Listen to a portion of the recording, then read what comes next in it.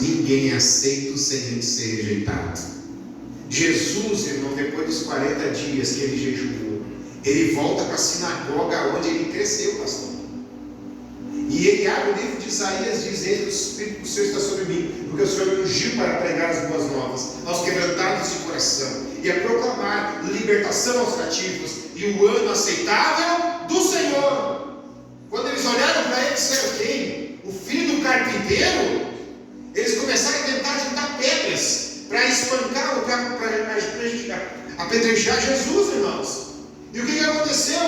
Jesus sai dali, mas falando a palavra de Deus, rejeitado. Passa-se uns dias, irmãos, e Jesus escolhe seus discípulos, e ele está indo para uma cidade, e nessa cidade é uma viúva que está vindo com seu filho morto dentro de um esquife, e diz a Bíblia que Jesus está indo em direção a esta mulher, e essa mulher está saindo com velório. Jesus olha para ela e diz assim: não chores. Alguém já foi em velório aqui? Amém. O que nós dizemos para quem é viúva ou para quem é parente mais? Meus pêsames, meus sentimentos. Porque tu teria coragem de dizer: não chores no momento de tristeza e dor? Mas Jesus sabia que ele ia transformar aquele momento de tristeza e dor em alegria. Amém. Então por isso que Jesus podia dizer: não chores, porque a sua tristeza eu tenho poder de transformar em alegria. Amém. Ele tem poder para isso. Ele vai até o esquife, coloca a mão sobre o peito daquele jovem, e ele volta a ressuscitar. E aí então diz a Bíblia que o boato do ministério de Jesus circula, e vai até onde ele foi rejeitado, e eles tiveram que ver que rejeitando ele mesmo, o ministério não parou, mas Deus honrou Jesus, porque ele estava no propósito. Deixa eu lhe dizer algo: não importa o que te rejeitaram, continue no caminho, propósito que Deus que te escolheu, ele vai te levantar. Imagine durante 10 anos lavando os pés do profeta, lavando as mãos. Irmãos, a grande maioria das pessoas hoje desconhece o que é honrar. E a Bíblia é um livro que ele trabalha com honra. Honra a Deus, honrar a liderança, honrar aqueles a qual Deus colocou. E as pessoas entendem, mas escute o que eu vou dizer: honrar não é puxar saco, amém? Amém. Honrar, irmãos, é você respeitar. Honrar, irmãos, é você ter sobre aquela pessoa carisma, dedicação. Irmãos, eu nunca me esqueço. Se você pegar o livro de 2 Samuel, certa vez os homens que Davi tirou daquela caverna, ao qual eles eram devedores, homens fracos, se transformam nos valentes de Davi. Davi olha para aqueles homens e diz assim: estou com uma vontade de beber água, mas não é qualquer água, é água lá do poço de tal lugar, que estava nas mãos dos sírios. Sabe o que eles fazem, irmãos? Eles pegam suas espadas, enfrentam um exército para ir lá buscar água. Davi, irmãos, vendo o que eles fez, ficou atônito. Sabe o que Davi fez? Porque, irmãos, a gente só pode ensinar o que a gente vive. Amém. Davi não teve coragem de beber aquela água. Davi pegou aquela água, entregou a Deus e tirou aquela água. Senhor, é para ti, é para a tua honra e glória. Porque o verdadeiro líder sabe que a honra e glória é para nosso Senhor e Salvador Jesus Cristo. Você está entendendo o que eu estou falando? Então, irmãos, entenda algo que eu vou te falar nessa noite. Deus quer levantar também profeta nessa geração. Amém. Só que Deus, para levantar profeta, Ele vai olhar o seu coração, Ele vai olhar o seu testemunho, e Ele vai olhar para ver se você está disposto a servir, mesmo que seja em anonimato. Porque, irmãos, quando Deus decide: não, eu quero então levantar um outro profeta, então um homem, Elias, Ele diz: eu escolhi Eliseu, vai. E quando isso, presta atenção, irmãos, não é porque Deus te escolheu que você não vai passar por prova. Não é porque Deus te escolheu que você não vai ser testado. Verdade. Você está entendendo o que eu estou falando? Porque olha o que acontece, presta atenção.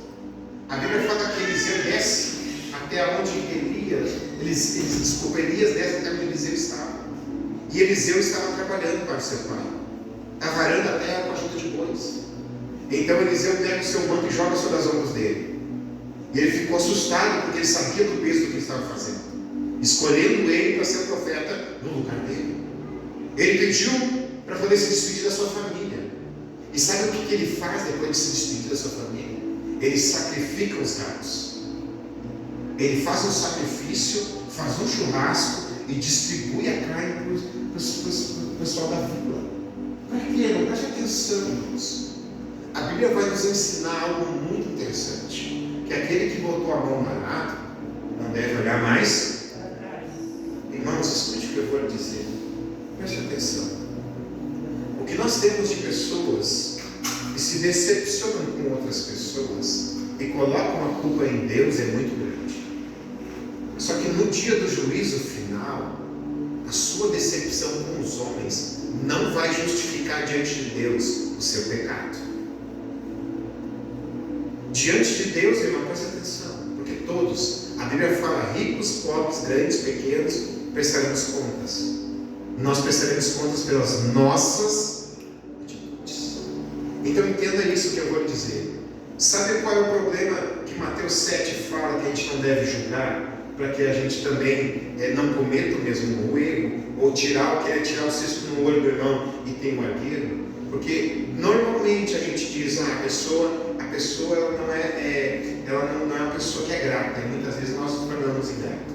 A pessoa não é uma pessoa correta, e muitas vezes nós não tornamos uma pessoa correta. O fulano não faz, e muitas vezes nós não fazemos. Porque escute, irmão, o mesmo peso que tu julga, será julgado. Então, na condição, muitas vezes, que a pessoa se encontrou e tu julgou, Deus vai te colocar.